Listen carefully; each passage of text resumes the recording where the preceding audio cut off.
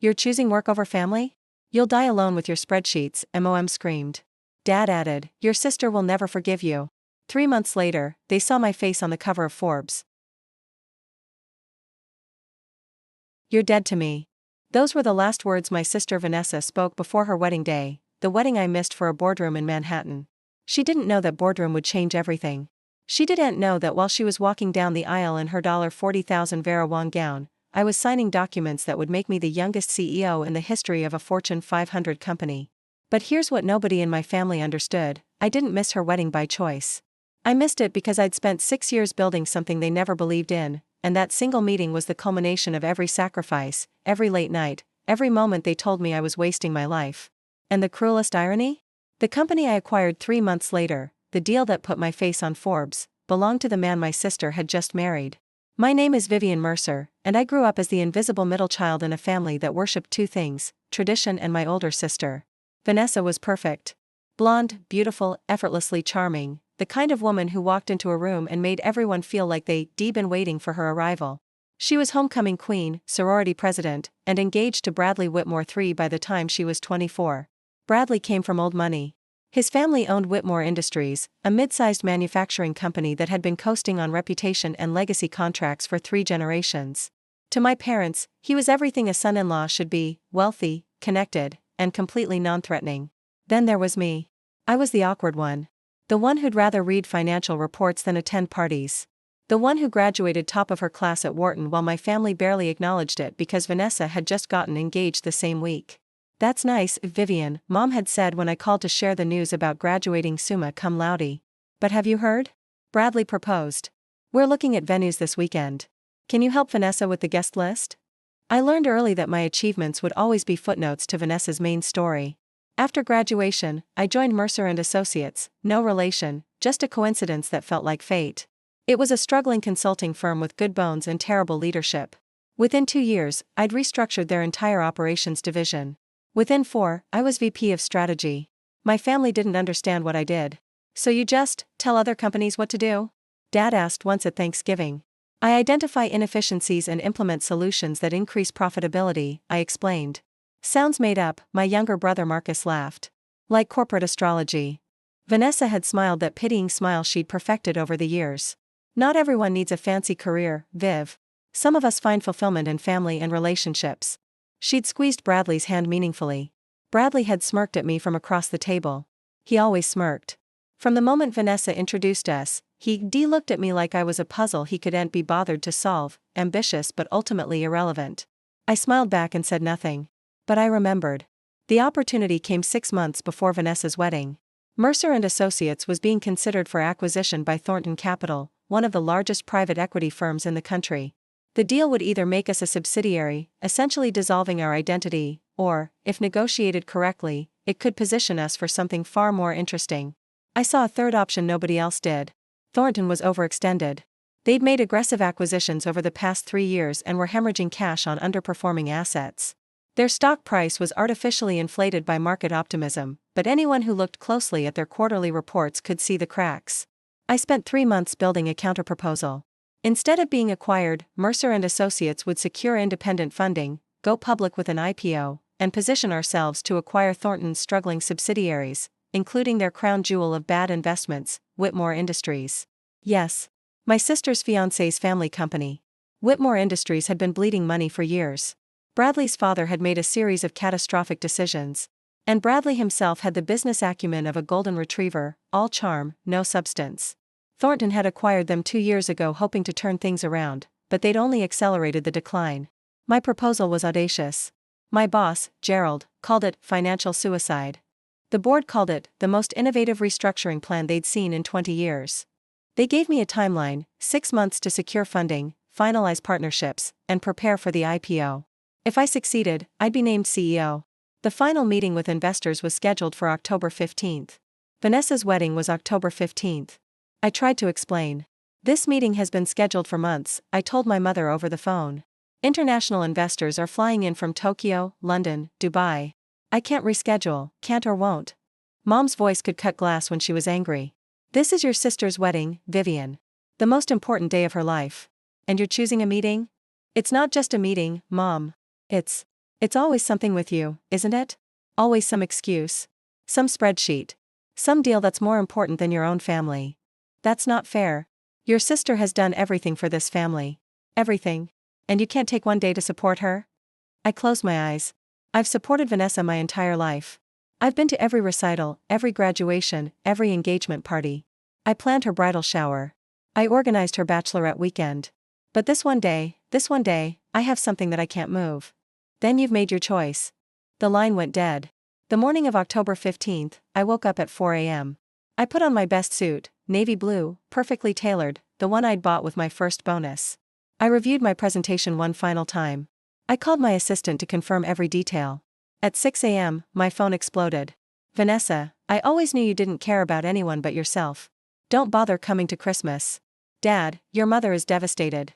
I hope your meeting is worth losing your family. Marcus, wow. Even for you, this is cold. Mom, you're choosing work over family? You'll die alone with your spreadsheets. Your sister will never forgive you. I turned off my phone. At 9 a.m., I walked into a conference room filled with the most powerful investors in 3 continents. I presented a vision for a company that didn't exist yet, a company that would rise from the ashes of firms like Thornton and the failures they deaccumulated. At 4:47 p.m., while my sister was exchanging vows with Bradley Whitmore III, I was shaking hands on a $2.3 billion funding commitment. At 6:12 p.m., while the reception was starting and my empty seat was being noticed and discussed, the board of Mercer and Associates officially appointed me CEO. I was 29 years old. I went home that night, poured myself a glass of wine, and cried until I couldn't breathe. Not because I regretted my choice, but because I knew my family would never understand that it wasn't a choice at all. It was the culmination of everything I'd worked for while they looked the other way. The next 3 months were a blur. We filed for our IPO. The market responded beyond our wildest projections. Our stock price doubled in the first week. Business magazines started calling. Interview requests poured in. And I began acquiring Thornton's failing assets, one by one. The strategy was elegant in its simplicity. Thornton had overpaid for struggling companies, couldn't turn them around, and was now desperate to offload them to shore up their balance sheet. I bought them at a fraction of their original value, implemented the same restructuring strategies that had saved Mercer and Associates, and watched them transform into profitable operations. Then came Whitmore Industries. I hadn't planned to make it personal. Business decisions shouldn't be emotional, that's the first rule of corporate strategy. But when Thornton's CEO called me personally to discuss offloading Whitmore Industries, I felt something I hadn't expected. Not revenge. Not satisfaction. Just completion. They're hemorrhaging $4 million a quarter, he said. The son, Bradley something, he's been acting CEO since his father's stroke. Complete disaster. We'll take $12 million just to get it off our books. The company had been valued at $89 million when Thornton acquired it. I'll give you $8 million, I said. Final offer. He took it. The Forbes interview happened 2 weeks later. I hadn't sought it out, my PR team had been fielding media requests for months, and Forbes had been persistent. They wanted to profile the youngest CEO in our company's history, the woman who'd turned a struggling consulting firm into an acquisition powerhouse in under a year. We did the interview at my office. The photographer took shots of me at my desk, in the conference room, standing by the window overlooking Manhattan. Standard corporate profile stuff. Then the journalist asked about my personal life. What do your family think of your success? I paused. We're navigating a complicated period. I understand you missed your sister's wedding for the investor meeting that launched your IPO. Any regrets? I looked at her carefully. I regret that the timing forced me to make a choice. I don't regret building something I believe in. And the acquisition of Whitmore Industries? I understand there's a family connection there. I smiled. Business decisions are based on market opportunity, not personal history. It was the truth. Mostly. The magazine came out in January. My face on the cover. The headline, the 29-year-old who just acquired her biggest competitor, How Vivian Mercer is Rewriting the Rules of Corporate America. My phone, the personal one I barely used anymore, started ringing for the first time in 3 months. Mom, we need to talk. Vanessa, what the hell is this? Dad, call us immediately. I let them wait. I had meetings. 3 days later, I finally called my mother. Vivian. Her voice was different. Measured. Almost careful. Why didn't you tell us? Tell you what? About all of this. The company. The Forbes article. We had no idea, you never asked. Silence. You never asked what I was working on, I continued. You never asked why that meeting was important. You told me I was choosing spreadsheets over family. You told me I'd die alone. You didn't ask a single question about what I was building or why it mattered. We didn't know. Because you didn't want to know. My career has always been an inconvenience to you. Something that took attention away from Vanessa. Something that made family dinners awkward because you didn't understand it. I took a breath. I tried to explain. For years, I tried. And every time, you made me feel like I was speaking a language you'd chosen not to learn. Mom was quiet for a long moment. Bradley's company, the article said you acquired it. I did. He's devastated. Vanessa called us crying. They were counting on that company. They were counting on a company that was already failing. That had been failing for years. Bradley had neither the skills nor the interest to save it. I kept my voice steady. I bought it because it was a good business opportunity. I'm going to restructure it, make it profitable, and either sell it or integrate it into our portfolio. That's what I do. But he's family now. He's Vanessa's husband. He was never my family. And frankly, neither were any of you, when it mattered. I hung up. 2 weeks later, I received an unexpected visitor at my office. Bradley Whitmore III, looking significantly less polished than I'd ever seen him, standing in my lobby and demanding to see me. Security was ready to escort him out, but I told them to let him up.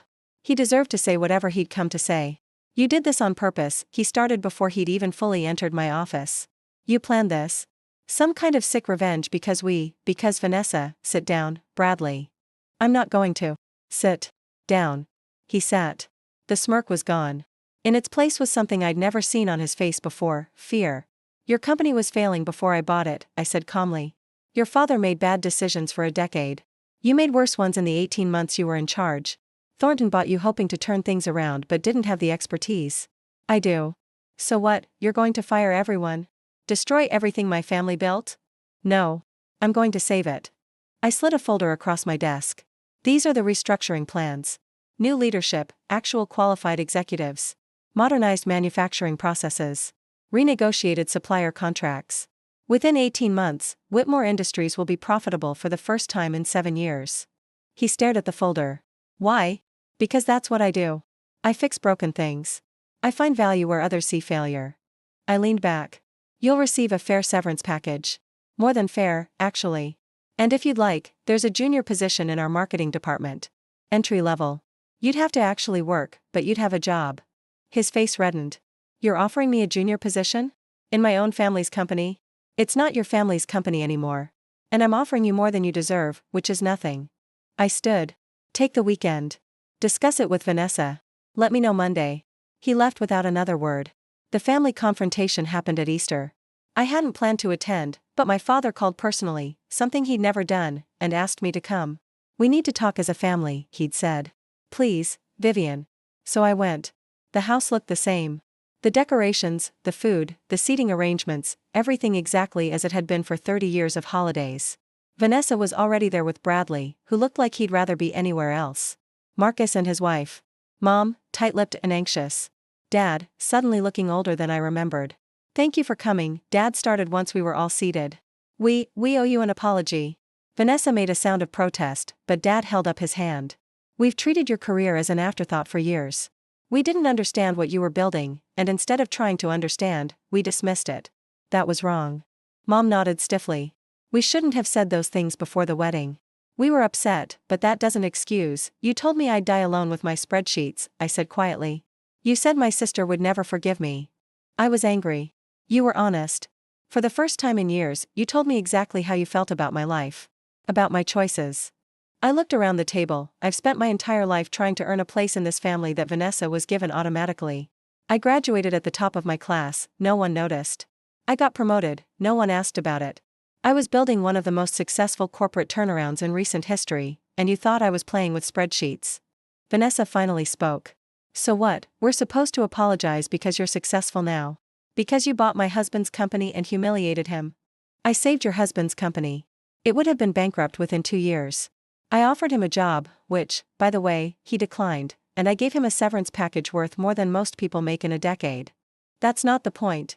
What is the point, Vanessa? I turned to face her fully. That I was supposed to stay small so you could stay special?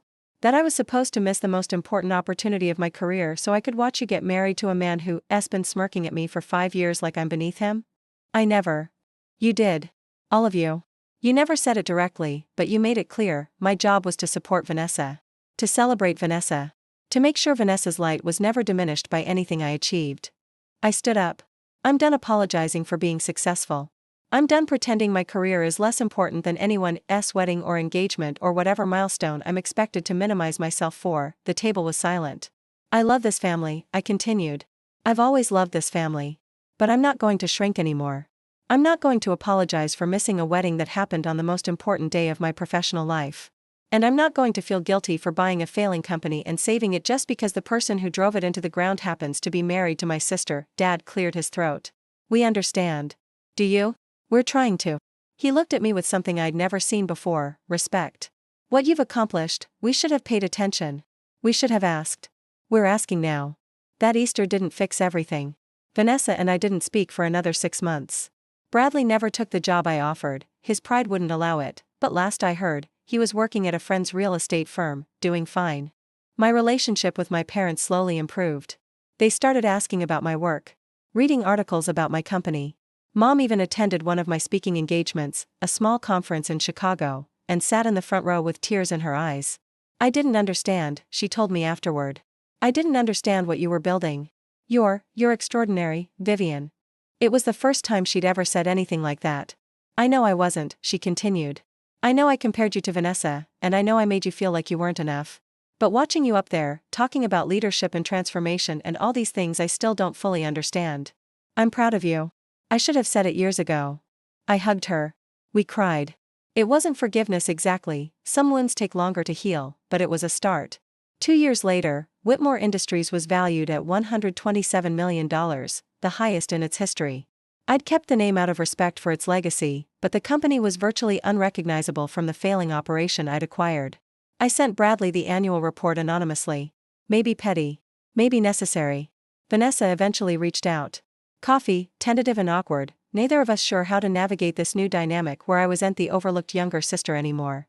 We're not close, I'm not sure we ever will be, but we're trying. My company continues to grow.